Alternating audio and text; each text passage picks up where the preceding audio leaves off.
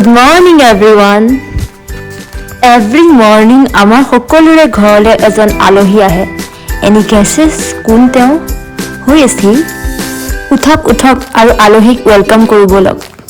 And here is he, the king of the day, sun god, সূৰ্য দেৱতা. The sun god is known as the god of health in Indian culture. One of the names of the sun is Dinesh, meaning the king of the day. আমাৰ Indian কালচাৰৰ মতে সদায় এজন মানুহ ছানৰাইজৰ আগতে সাৰ পাব লাগে বা উঠিব লাগে. আমি যেনেকৈ আমাৰ ঘৰলৈ আলহী আহিলে ঘৰ দুৱাৰ চাফাই কৰোঁ আৰু ৰেডি হওঁ, ঠিক তেনেদৰে আমাৰ সূৰ্য দেৱতা the sun god knock at our door every morning. আৰু আমি যদি শুই থাকোঁ তেন্তে আমাৰ গেষ্টক ডিছৰেচপেক্ট কৰা হয়. তেন্তে উঠক আৰু ৰেডি হওক. ময়ো ৰেডি হৈ লওঁ.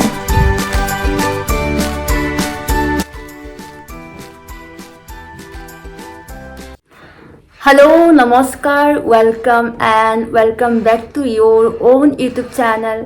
মোৰ নাম কবিতা বৰকটকী আৰু আজি এটা নতুন ভিডিঅ'ৰ সৈতে মই আপোনালোক সকলোকে স্বাগতম জনাইছোঁ. ৰ'দ, সূৰ্যৰ ৰশ্মি, আমি আগৰ পৰাই পাই আহিছোঁ যে এই সূৰ্যৰ ৰশ্মিৰ কিমান ইম্পৰ্টেণ্ট আমাৰ গছ গছনিৰ কাৰণে. আমি আগতে পঢ়ি আহিছিলোঁ বা পাই আহিছিলোঁ যে গছজোপা বাঢ়িবৰ কাৰণে, তাত ফল ফুল হ'বৰ কাৰণে এই সূৰ্যৰ ৰশ্মিৰ কিমান দৰকাৰ. কিন্তু আমি এইটো ইমান নাজানো বা ইমান গুৰুত্ব নিদিওঁ যে এই সূৰ্যৰ ৰশ্মি আমাৰ মানৱ শৰীৰৰ কাৰণে বা মানুহৰ কাৰণে কিমান ইম্পৰ্টেণ্ট. অকল গছ গছনি বা মানুহৰ কাৰণেই নহয়, এই প্ৰকৃতিৰ যিমানবোৰ, ইনফেক্ট এই পৃথিৱীত জীৱনেই অসম্ভৱ সূৰ্যটোৰ অবিহনে.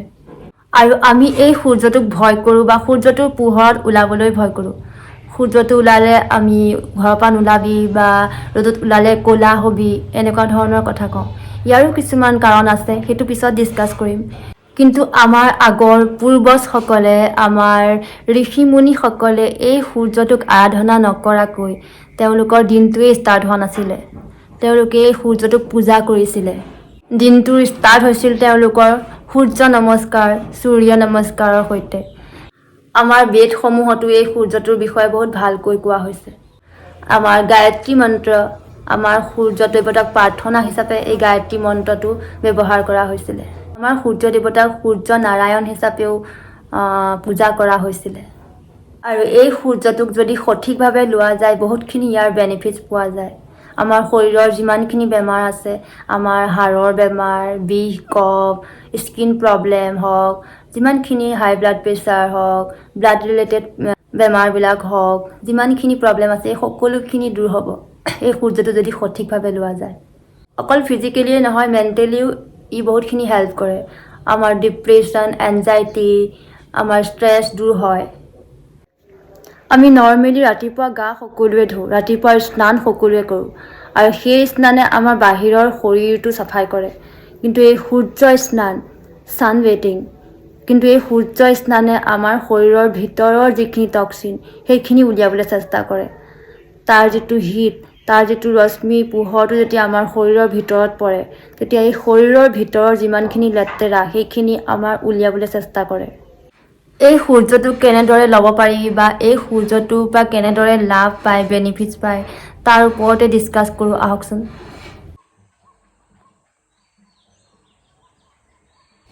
ৰাতিপুৱা যেতিয়া সূৰ্যটো উদয় হয়, সেই কোমল ৰ'দটো, তাৰ ৰশ্মিটো আমাৰ শৰীৰত দিব লাগে.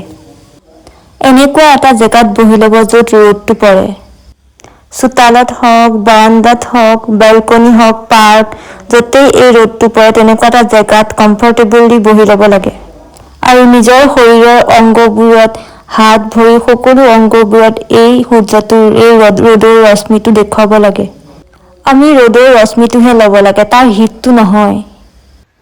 আৰু যিমান পাৰে কমচে কম কাপোৰ পিন্ধিবলৈ চেষ্টা কৰিব লাগে.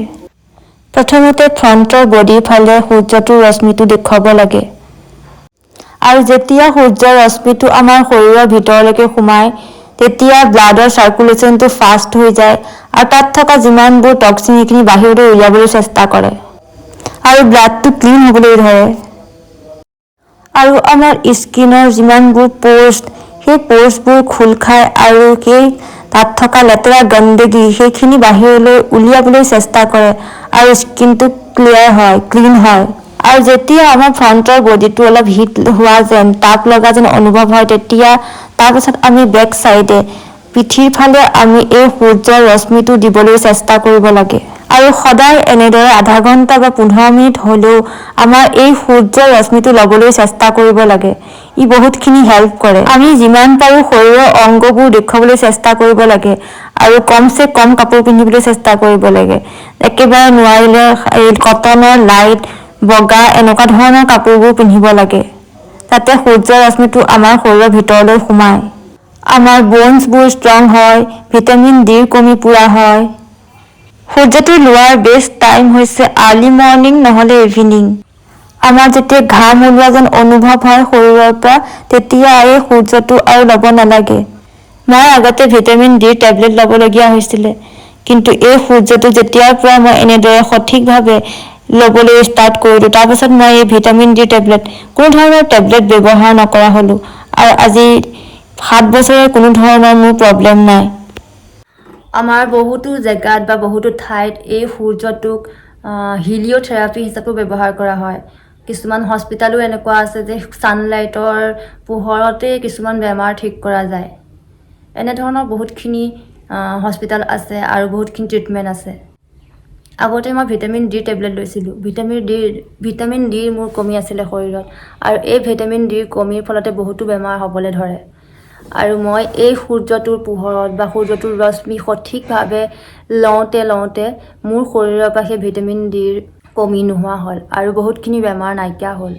মোৰ শৰীৰৰ বিষ কফবিলাক, গাঁঠিৰ বিষবিলাক আৰু যিমানখিনি প্ৰব্লেম আছিলে মোৰ সেইখিনি লাহে লাহে মোৰ নেচাৰেলভাৱে তেনেকৈ নাইকিয়া হ'ল আৰু এই সূৰ্যটোৱে মোক বহুতখিনি হেল্প কৰিলে। আগতে মই এই সূৰ্যৰ পোহৰত ওলাবলৈ ভয় কৰিছিলোঁ বা ৰ'দত ক'লা হৈ ৰ'দটোৱে মোৰ এনাৰ্জি নাইকিয়া কৰি দিব বা মোৰ এনেকুৱা ধৰণৰ কিছুমান প্ৰব্লেম হৈছিলে। কিন্তু যেতিয়াৰ পৰা মই সঠিকভাৱে এই সূৰ্যটোৰ পোহৰ বা ৰশ্মি ল'বলৈ ধৰিলোঁ মই সদায় য'ত নেকি ৰ'দটো ওলায় তাতেই মই গৈ পেলাই বহোঁগৈ। মই ৰ'দটো বিচাৰি যাওঁ। ঘৰৰ বাহিৰত হওক, চোতালত হওক, মোৰ ওচৰত পথাৰ আছে পথাৰত হওক, য'তেই মই ৰাতিপুৱাৰ এই কোমল ৰ'দটো দেখোঁ তাতেই মই আধা ঘণ্টা বা এঘণ্টা 15 মিনিট হওক 20 মিনিট হওক মই বহিবলৈ এনেকৈ চেষ্টা কৰোঁ। আৰু এনেকৈ কৰোঁতে মই সূৰ্যটোৰ পৰা বহুতখিনি বেনিফিটছ পালোঁ আৰু লাষ্টত সেই সূৰ্যটোৱে মোক বহুতখিনি হেল্প কৰিলে আৰু সেই সূৰ্যটোক মই এতিয়া প্ৰণাম কৰোঁ বা মই থেংকফুল সেই সূৰ্যটোক বা থেংক ইউ কৰোঁ সদায় যে সূৰ্যটোৱে মোক ইমানখিনি দিছে আৰু মোকেই বুলি নহয় সকলোকে হেল্প কৰিব। আপোনালোকেও যদি এনেদৰে সঠিকভাৱে সূৰ্যটোক ভয় নকৰি পেলাই যদি সূৰ্যটোৰ বেনিফিট ল'বলৈ চেষ্টা কৰে তেতিয়াহ'লে বহুতখিনি বেমাৰৰ পৰা আপোনালোকে ৰিলিফ পাব। আৰু এই সূৰ্যটোৰ লগতে নিজৰ ডায়েটটো লাইফষ্টাইলটো যদি চেঞ্জ কৰি সঠিকভাৱে কৰা যায় তেতিয়াহ'লে কোনো ধৰণৰ বেমাৰ আমাৰ শৰীৰত নাথাকে। সূৰ্যটোক আমাৰ এনাৰ্জিৰ চ'ৰ্চ বুলি কোৱা হয়। সূৰ্যটোৰ দ্বাৰাই আমাৰ ফল ফুলবিলাক পকে বা সেই খাদ্যবস্তুত ভিটামিন ডি পোৱা যায়। ঠিক তেনেকৈ আমি সেই খাদ্যবস্তুবিলাকত যিমানখিনি আমি তাৰ সঠিকভাৱে সেইখিনি নিউট্ৰিশ্যন পাম, ঠিক তেনেকৈ এই সূৰ্যটো ডাইৰেক্ট ফৰ্মত যদি আমি তাৰ ৰশ্মিটো লওঁ আমাৰ শৰীৰত কিমানখিনি বেনিফিটছ দিব। আমি সূৰ্যটোৰ ৰশ্মিটোহে ল'ব লাগে, তাৰ পোহৰটো, তাৰ হিটটো নহয়। সেইকাৰণে আমি ৰাতিপুৱাৰ কোমল ৰ'দটো ল'ব চেষ্টা কৰিব লাগে। ৰাতিপুৱা নোৱাৰিলে মানে ইভিনিঙৰ ছানছেটৰ সময়ত যিটো কোমল ৰ'দ আহে সেইটো ল'লেও হ'ব। আৰু এই সূৰ্যটোৰ পোহৰ বা ৰশ্মি লোৱাৰ সময়ত বডিত কোনো ধৰণৰ ক্ৰীম এপ্লাই কৰিব নালাগে বা ছানস্ক্ৰীন এপ্লাই কৰিব নালাগে। এই সূৰ্যৰ ৰশ্মি এতিয়া আমাক কেনেধৰণৰ বেনিফিটছ দিয়ে? এই সূৰ্যৰ ৰশ্মি আমি নেচাৰেল এণ্টিছেপ্টিক হিচাপেও ব্যৱহাৰ কৰিব পাৰোঁ। কাৰণ আমাৰ যেতিয়া ঘৰত আমাৰ কিছুমান খাদ্যবস্তুত পোক ধৰে বা তাত ভেঁকুৰ লাগে তেতিয়া আমি কি কৰোঁ? তেতিয়া আগৰ মানুহে আমাৰ সেইখিনি ৰ'দটো দেখুৱাইছিলে আৰু সেই ৰ'দতে আমাৰ সেই কীটাণু বীজাণুবিলাক নাইকিয়া হৈ যায়। ঠিক তেনেদৰে আমাৰ শৰীৰটো যেতিয়া এই সূৰ্য স্নান কৰা হয়, সূৰ্যটোক দেখুওৱা হয় তেতিয়া আমাৰ শৰীৰৰ ভিতৰত থকা সেই বীজাণু কীটাণু যিমানখিনি টক্সিন থাকে বাহিৰলৈ উলিয়াবলৈ ধৰে সেইখিনি। আৰু সেইকাৰণে আমাৰ কিছুমানৰ এনেকুৱা হয় যে ৰ'দটো যেতিয়া লৈ থকা হয়, তাৰপিছত যেতিয়া সেই শৰীৰৰ টক্সিনবিলাক ওলাবলৈ ধৰে, তাৰপাছত আমি প্ৰস্ৰাৱ কৰিলে সেই প্ৰস্ৰাৱটো হালধীয়া নিচিনা হয়, কাৰণ সেইখিনি শৰীৰৰ টক্সিনখিনি সেই প্ৰস্ৰাৱৰ দ্বাৰা ওলাবলৈ চেষ্টা কৰে। আৰু আমাৰ স্কিনটো বেটাৰ হ'বলৈ ধৰে, স্কিনত থকা সেই লেতেৰা, আমাৰ সৰু সৰু যিখিনি প'ৰ্ছ থাকে, সেই প'ৰ্ছখিনি খোল খায় আৰু তাৰপৰা থকা সেই লেতেৰা গন্দগীবিলাক ওলাবলৈ ধৰে। গতিকে আমি সূৰ্যটোক ভয় কৰিব নালাগে। এই সূৰ্যটো হৈছে আমাৰ নেচাৰেল। আমাৰ এই সূৰ্যটোৱে আমাক বহুতখিনি বেনিফিট দিয়ে। আৰু আপোনালোক সকলোৱে এই সূৰ্যটোৰ পোহৰত যদি এনেদৰে সদায় যদি সূৰ্যটোৰ ৰশ্মি নিজৰ বডিত যদি দেখুৱায় সদায়, তেনেহ'লে বহুতখিনি প্ৰব্লেম দূৰ হয় বা বহুতখিনি প্ৰব্লেম আমাৰ শৰীৰত নোহোৱা হ'ব। বহুতখিনি ভিটামিনছৰ ডেফিচিয়েঞ্চি হয়, সেই ডেফিচিয়েঞ্চিবিলাক নাইকিয়া হ'ব। গতিকে সকলোৱে এনেদৰে সূৰ্যৰ পোহৰটো ৰশ্মিটো আধা ঘণ্টা বা এঘণ্টা হ'লেও দিবলৈ সদায় চেষ্টা কৰক আৰু নিজেই তাৰ প্ৰমাণ পাব। ডিপ্ৰেশ্যন দূৰ হ'ব, এনজাইটি দূৰ হ'ব। আৰু ৰাতিপুৱা উঠাৰ লগে লগে যেতিয়া সূৰ্যটো দেখা হয় বা সূৰ্যটোৰ সৈতে উঠা হয়, তেতিয়া মনটো কিমান ফূৰ্তি লাগে। এনেদৰে আপোনালোকে সদায় কৰি চাবচোন। আৰু আজিৰ ভিডিঅ'টো ইমানেই। আশা কৰিলোঁ ভিডিঅ'টো চাই আপোনালোক সকলোৱে কিবা এটা নহয় কিবা এটা তাৰ পৰা বেনিফিট পাব। আৰু ভিডিঅ'টো ইমানখিনিলৈকে চাই থকাৰ বাবে সকলোকে বহুত বহুত ধন্যবাদ। আকৌ এটা নতুন ভিডিঅ'ৰ সৈতে লগ পোৱাৰ আশাৰে আজিলৈ আহোঁ। নমস্কাৰ।